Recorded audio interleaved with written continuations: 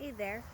So I'm going to share with you a good little lesson that we learned on our garden here.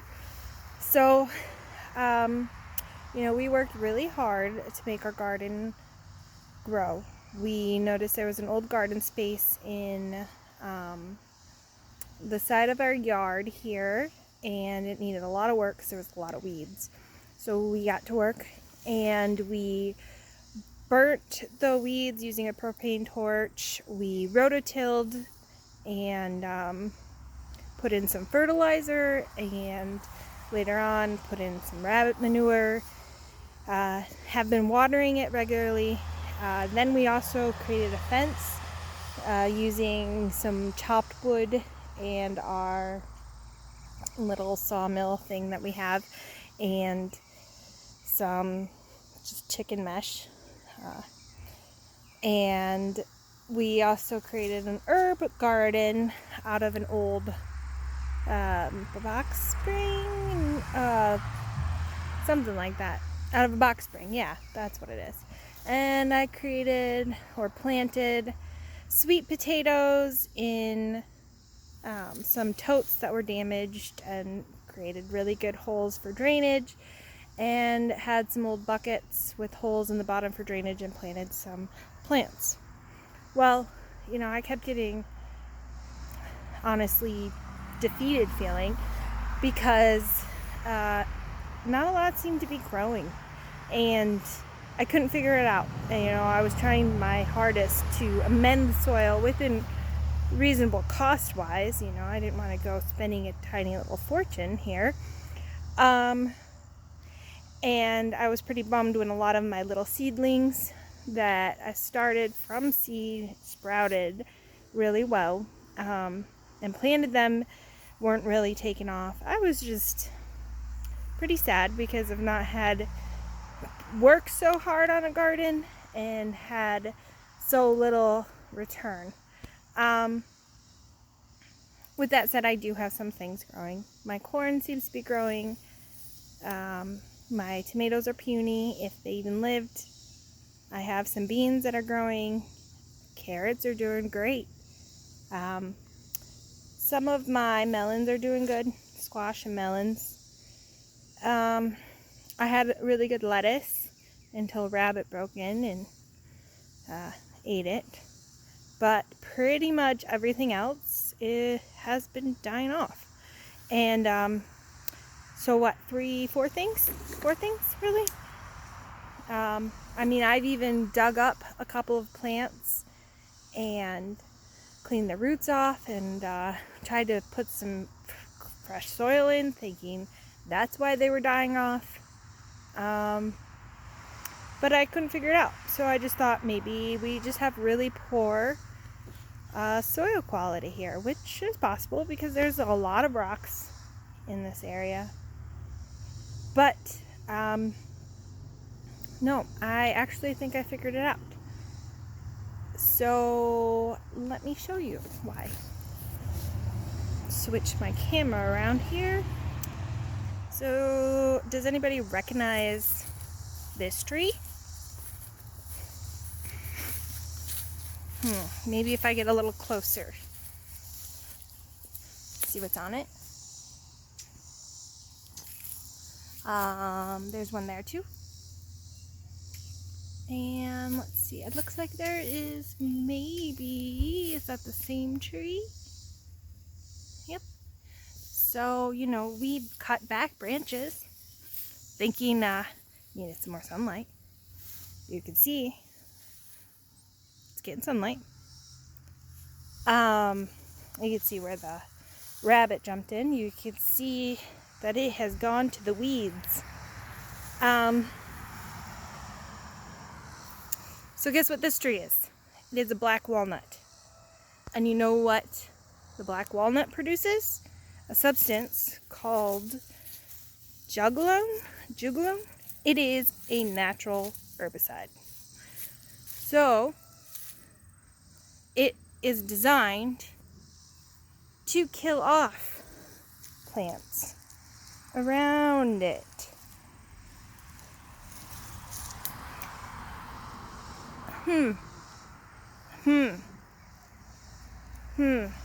My sad garden. Yeah, it's not because of the weeds. I can tell you that. It's pretty sad before I got in there and started weeding it. No. This is because of this tree and that one.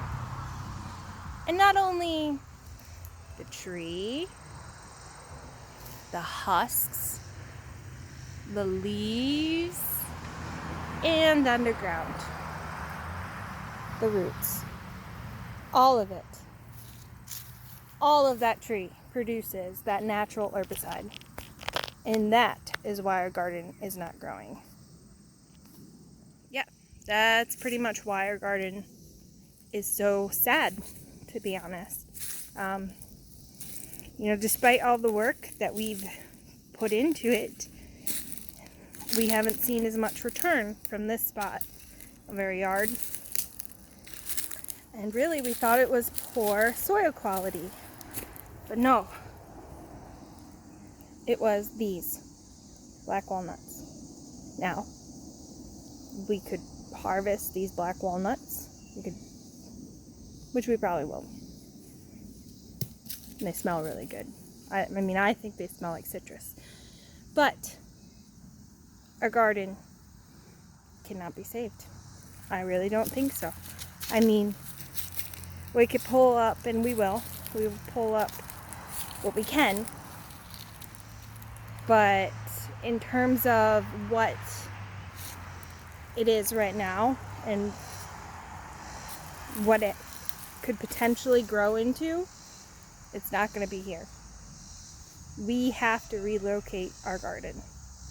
We cannot use this spot to garden in. Even if you cut this tree down, or the two trees at least that I see here, even if you cut them down, you still have it in the soil because of the roots.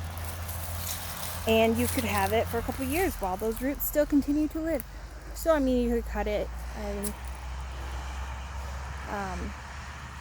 try to get the roots up, and then you could probably grow a garden there. But I think what we are going to end up doing, because really both options are just a substantial amount of work, but we've already invested in a lot of work in this area. But I think what we're going to end up doing is relocating our garden, because really we do have plenty of other areas. We have the whole front of our property is grass and flat, and I might do some container gardens out front there because our septic system is there. Out back, what I think I might do is eventually I want to get some goats to help clear off some of the lower shrubbery that's back there. Might make some gardening spots or certain areas grow there, but in terms of this area, I think it's gone for a little bit. We'll probably just leave these trees because I like the trees and plant stuff that does grow. So as you heard, there is some stuff that's growing in our garden. So that's another option we could do, is just turn this into, a corn, carrot, and like squash type of garden.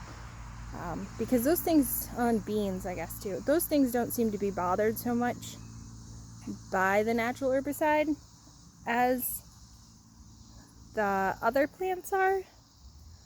But yeah, it's just a disappointing thing. So it is disappointing. It is a sad thing. But when I learned that fun fact, which I really feel so stupid for having not known it, but because apparently, supposedly a lot of people know it, but I didn't, and a few other people I've talked to don't. But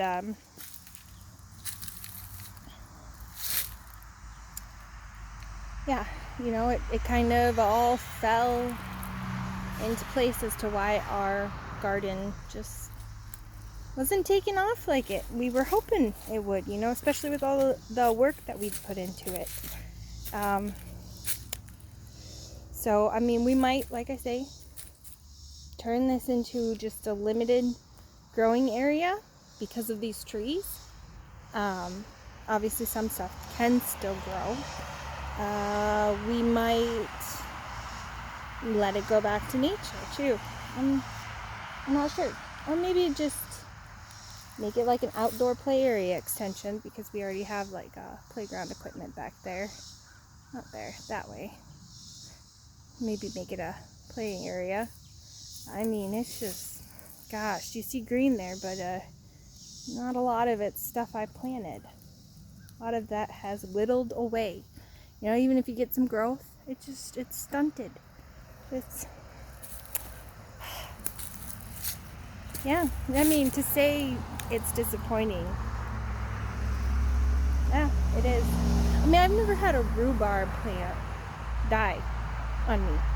In the, 8 years we've had a rhubarb plant, and we moved one from Montana to Michigan, and then we combined those and moved our Michigan one, which was an heirloom one from family, with our rhubarb from Montana, combined those, and they were doing great. Brought them to Tennessee, they were still doing great, even when they had their soil broken up and everything. They were fine. Transplanted them, they were doing good, and then this tree started growing leaf buds, and then I thought maybe it's just in too much shade, so we cut down some branches. I didn't think, you know, it was the tree directly, you know, indirectly not getting enough sun, but no, it was the black walnut tree. The black walnut tree has killed our garden. Literally. So, yeah, fun fact there. Try to identify what you got. And don't plant stuff by a black walnut tree unless it's something like a carrot, or maybe a squash, or beans, or corn. Just sad. So, thought I'd share with you. And, you know, maybe you can learn from our mistake. And really, it's a good lesson learned. I mean, you work hard. It doesn't always pay off in the way you think it will. But, you know, you learn something along the way. So, that's what we did. And, yeah. So, I'm just gonna leave it with that. Have a good day. Bye. My sad garden does have a couple of cucumbers growing. Some very prickly ones. There's one. Along with that one.